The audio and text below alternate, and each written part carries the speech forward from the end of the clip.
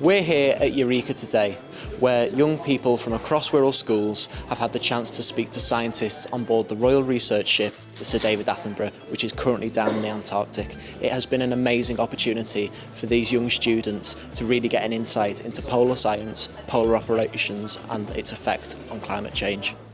This event has definitely opened up loads of opportunities that I didn't know that I would want to continue in further, and I would like to carry on geography all the way through school if possible. I think it was great. I feel like it's an amazing way to teach young people about the dangers of climate change, and I hope to see more events like this in the near future.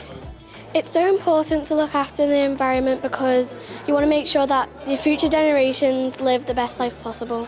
If you're a resident and you're inspired to take climate action, then why not take the Cool Wirral Climate Change Challenge? Sign up on our website and take a different action every month to lower your carbon footprint.